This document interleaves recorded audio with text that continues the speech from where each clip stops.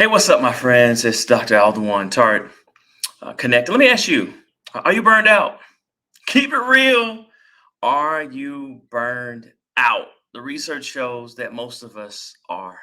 Most of us are. And you said us, are you including yourself in this? Absolutely, I'm including myself in this. I went to this conference, y'all. I went to this conference last week in DC, all right? So we go and get our continuing education units as doctors, like a lot of helping professions, so that we can keep our medical license, our professional licenses.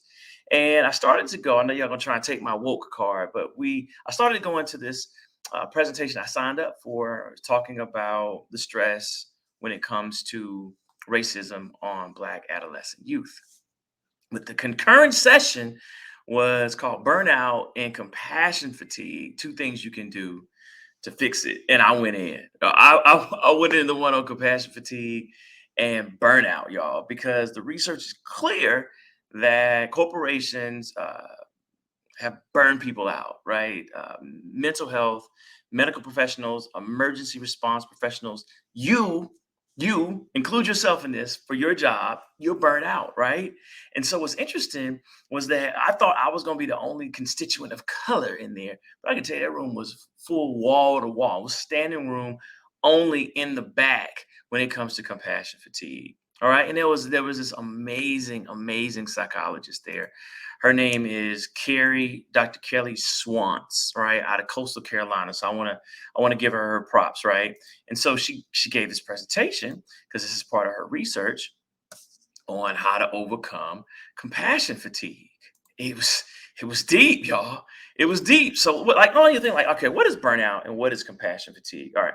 So burnout, I don't think it needs an explanation. It's really where you just burned out, where you feel like I can't do anymore. And I'm just going through the motions. I'm just trying to get to the check. I'm just trying to make it through Friday. I'm trying to make it to the bed to go to sleep so I can get back to it the next day. And then compassion fatigue, where it is becoming harder and harder for you to care, right? Because you're trying to protect your own mental health. So there's this block that happens to keep you from caring as much as you should. So here's a better definition, right? So the combination of physical, emotional, psychological, and spiritual depletion associated with caring for others who are in significant emotional and physical pain or distress, right? And so when you're looking at this, you're looking at this, it can come from just overall burnout, or it can come from trauma. I know you might be thinking, what is secondary trauma? Secondary trauma is where someone, let's give an example. A loved one has died. Maybe it's your mom, your dad, a loved one, and you're the one having to deal with it. So you're having trauma secondary, right? And so a lot of us, unfortunately, are dealing with secondary traumas just due to where life is right now when it comes to health and wellness and the flu and pneumonia and COVID and violence and so many things going on. We're just overloaded, right? And so we start talking about burnout. It's really the high cost of caring. For those of us in caring professions, there's a high cost. I know medical doctors are watching this right now at lunch, like, man, this is he's talking about what I'm going through. I know emergency response professionals, firefighters, ambulance drivers, EMTs, nurses, police officers, teachers, principals, administrators, social workers, psychologists. All right, the list can go on and on, right? Coaches, people are burned out. We have to care for so many different people, and it's more losses. It's a high capacity. So the cumulative stress is what's hurting us. Here's the interesting thing, right? What to do about it? Like I had an idea about what to do about it, but I was uh I was surprised at the answer. All right, so take a look at this graph really quick. Let me take y'all to psychology school for a second.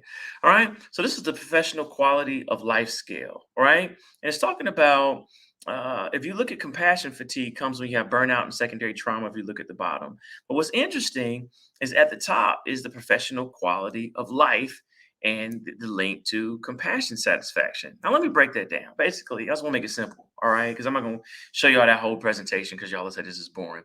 Basically, what Dr. Swan said is that if you want to get over burnout and compassion fatigue, what you need to do, what you must do, my friends, is that you must do two things. One, you must self care, All right. But the most important thing that you can do is that you actually have to have a higher quality of life. Yeah, I'm like, what? Yeah. You can't go back to doing what is burning you out. You can't do life the same way. So, for instance, instead of going to work and going home, you might go skating after work.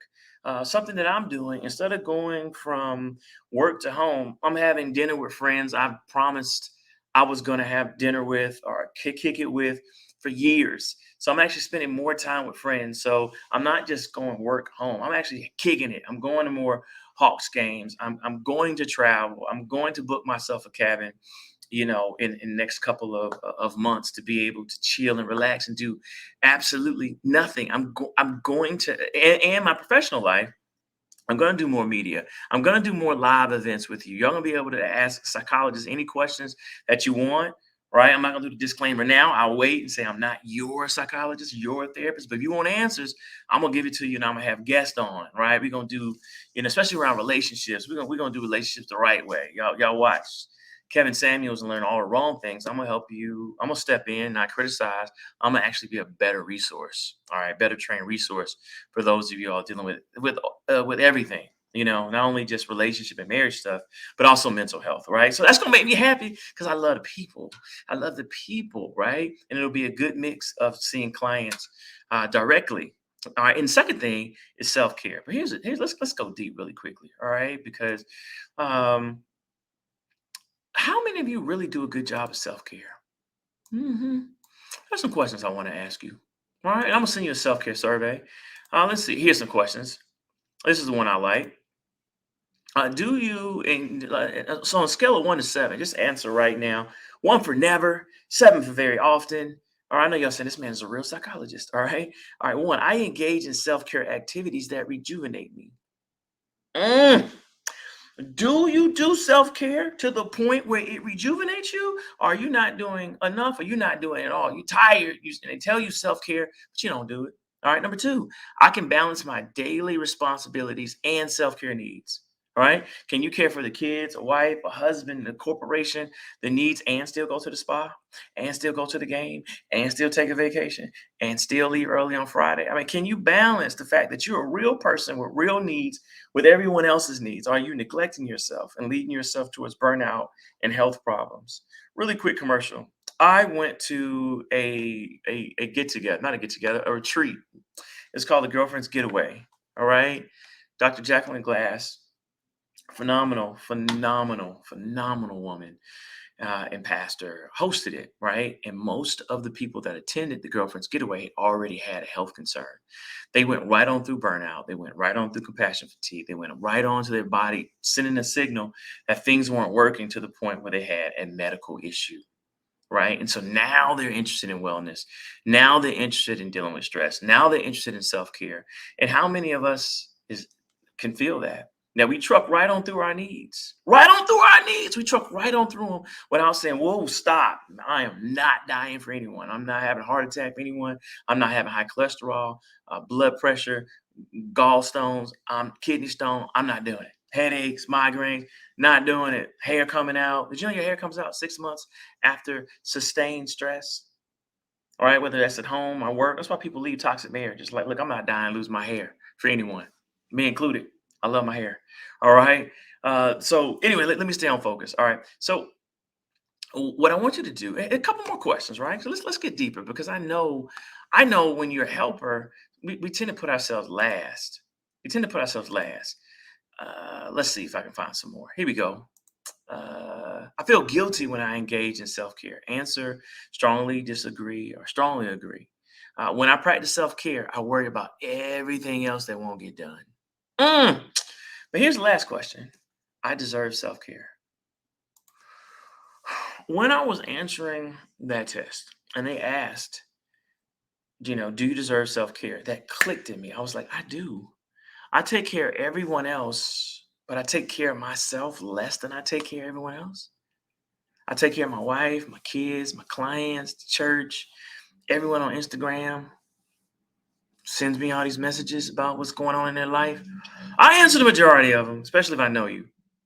Especially if I have the capacity. Some of y'all still owe calls. Y'all have no idea how many texts and DMs and stuff I get a day, right? And they're severe. They're not like low key stuff. That's why I'm gonna do this show so that I can meet the need, have fun with it, and y'all can tip me.